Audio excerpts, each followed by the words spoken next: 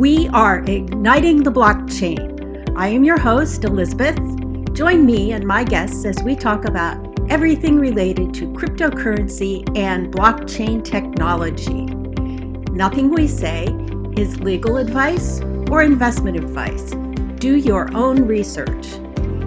Have fun and let's get started. This is Elizabeth, also known as the Crypto Woman. Today I'm joined by Elena Sinelnikova, the founder of CryptoChicks.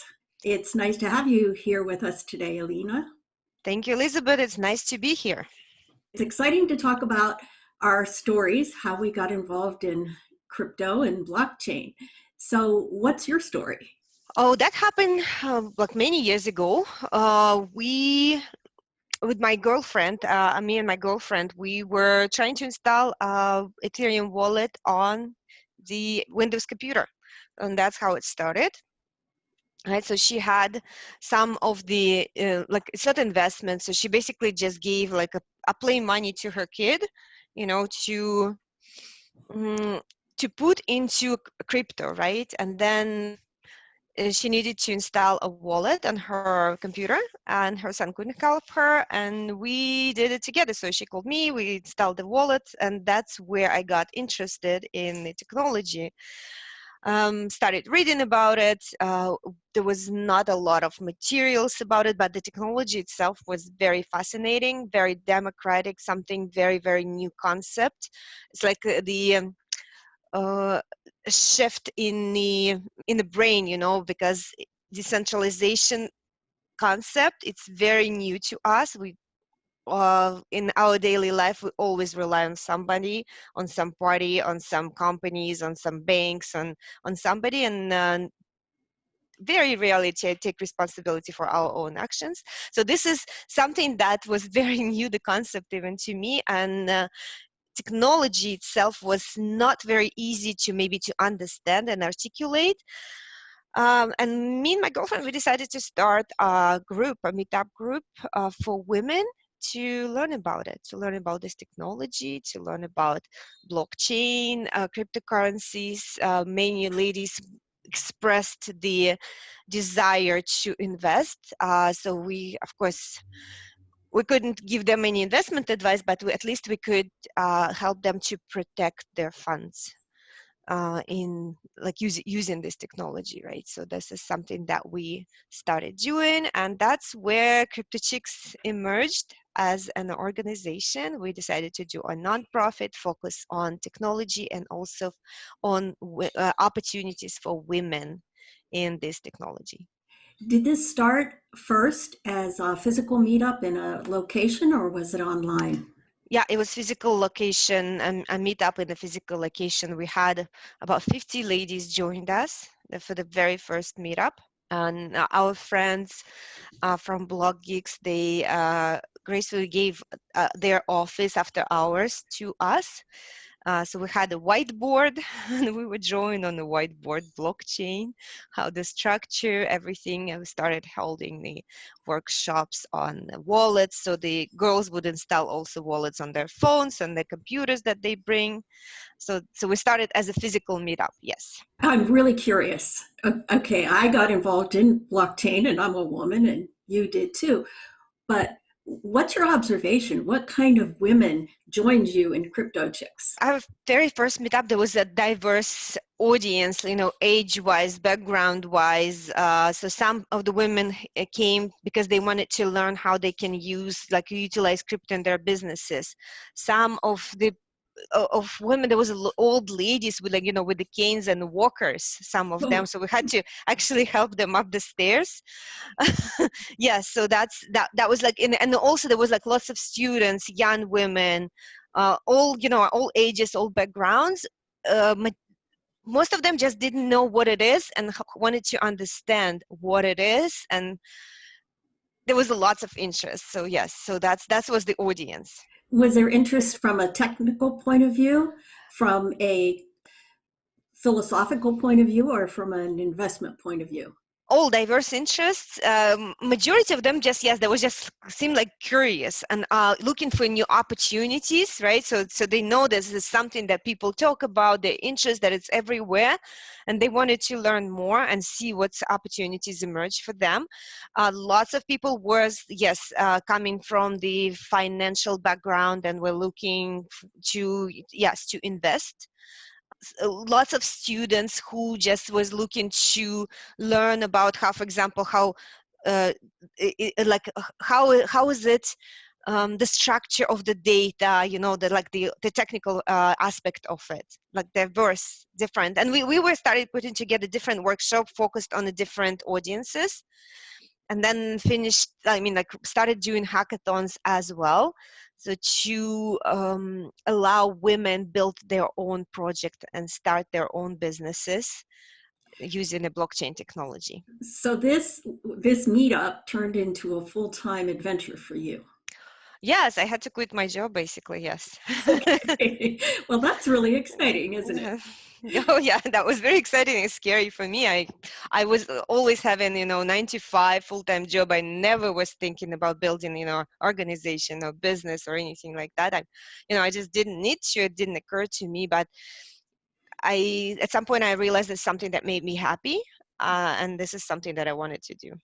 Well, that is exciting and something I identify with too, because I did something similar, and it is I don't want to say scary or Hmm. risky, but it has that element of, Uncertainty is different. It's yeah, very different, right? but So it makes me happy. exactly, yeah. It's I bring all love the that. excitement in the life. I agree. Right. Yes, Exactly. So it has grown. Right now, you are an international organization, we are. Yes. and uh, you still put on workshops, provide education. What's your main thrust now? We really now focusing on helping women to build their businesses based on their ideas. And it started from our very first hackathon in 2018, when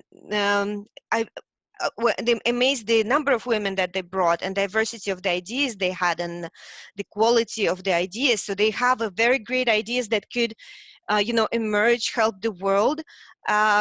So we started building infrastructure around it to help them, to build MVPs, to help with the economy, to help with investments, with money to lift their businesses off the ground. So that's how we created a CryptoChicks hatchery, which is a mentorship program, a pre-incubation program for such projects that our women, and now men as well, men are joining us a lot, also growing their businesses with us.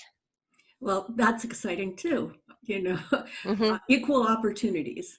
Yes, yes, of course, and diversity, right? So yeah, we all about diversity. It's never been just only for women. It's the idea was to help women, to engage women. Yes, but we not necessarily exclude men from this process. Actually, we can benefit from bringing men in. Oftentimes, the term women in blockchain is Hmm. tossed around, right? Yeah. And I don't know, how do you think women can be more involved in blockchain?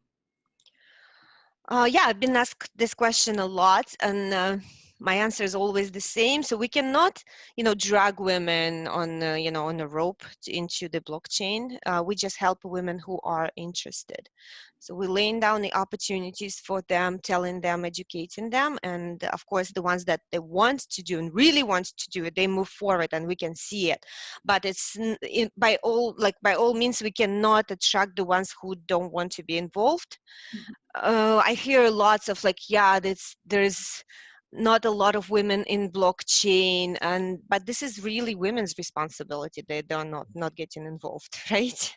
Absolutely. And it is a wide open field. I think Hmm. women can step in and add value to the space and be accepted and succeed. Yes, exactly. And the programs like yours and ours, we provide them this, the stage, the opportunity to actually just to learn and to shine as well. And to convey their message, their businesses to the world.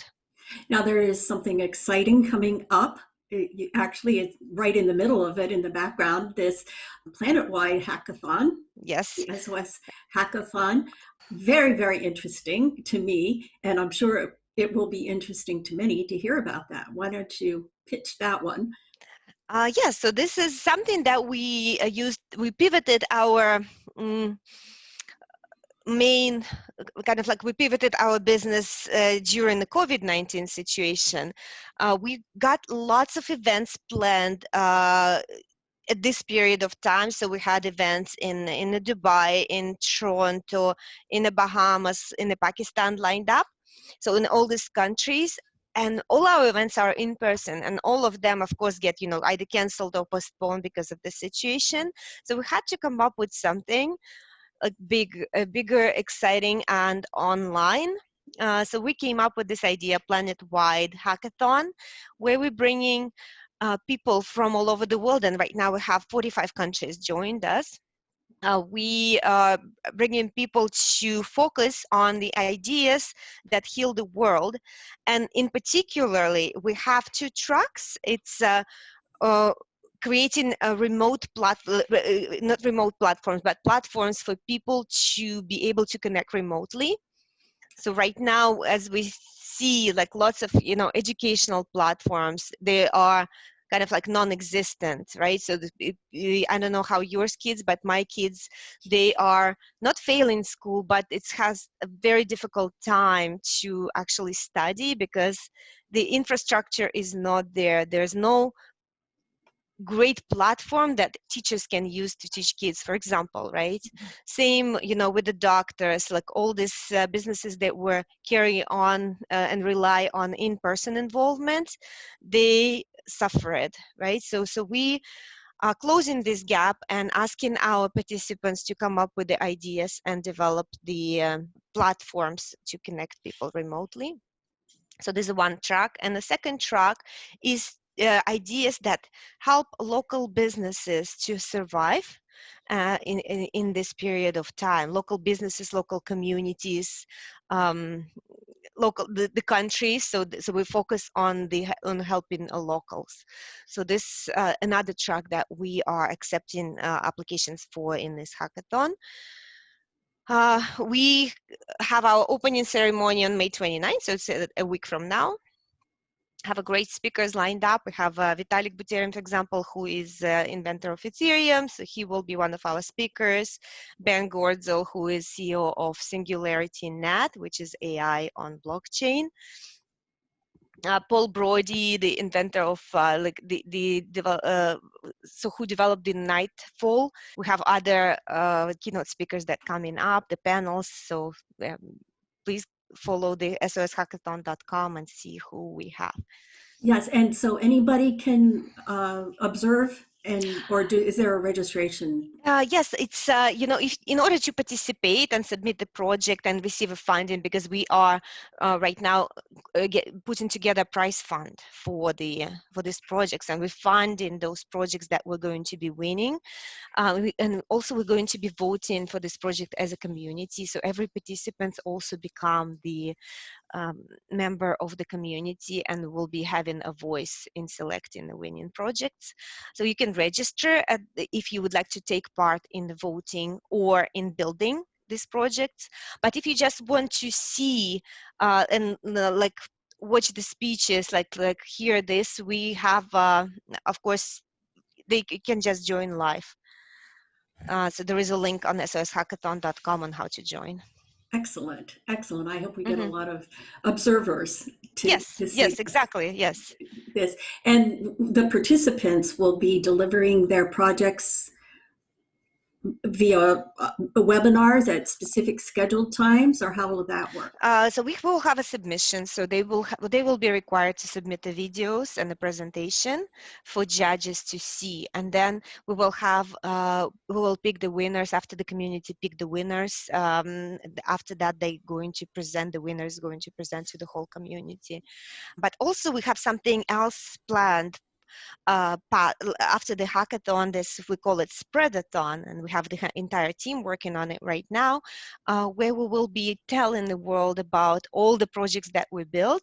So all participants, everybody who not even the winners, everybody will have an opportunity to display, to share their projects to the world, the one that they built. That's very exciting. And you also will continue mentoring these projects and helping support them into full development if desired. Is that correct? Exactly. That's the idea. That's why we're doing this hackathon. For us, our mandate is help these businesses to develop from hacks into startups into fully grown businesses, and this hackathon will be the feeder into this program. Yes, we will help them. Very good. That's coming right up. What is it? 7 days from now? Yes, exactly. Yes. Opening ceremony. Opening So ceremony on May 29th. Yes. Do you have any more exciting things on the horizon? Yes, we also right now developing a course for our participants. What we identify the pain points for all the projects that coming into us is to come up with a viable business model, to develop an MVP, so this sort of stuff. So we putting together courses that would help our participants to figure out business model, calculated without the help of the professionals, right? So they can do it themselves. And also same with the building an MVP. And we know like even for the small MVP, they have to hire developers and find money. So we looking for the ways and helping them to build their MVPs without involving developers, using a no-code, low-code techniques. Well, that makes onboarding a little bit easier for projects. Exactly. Yes. Are you specific to the Ethereum blockchain, or are you more blockchain agnostic? Oh, we're very blockchain agnostic. Yes.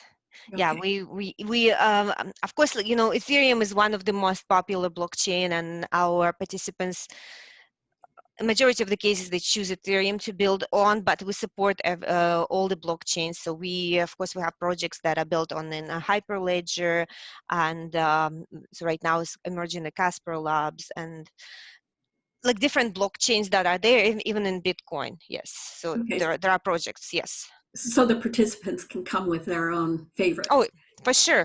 Yes. Our job is to, you know, educate them in all blockchains, because blockchain is just the technology, right? So what we really taking care of them to take care of the business model of their clients, of how they of the UI, but technology is kind of will be in this case secondary, and they can choose it a little bit later even, right? So it's not the defining part of the project. So, but we provide them all these possibilities, and they have number of blockchains to choose from. Have all of the teams been formed for the hackathon?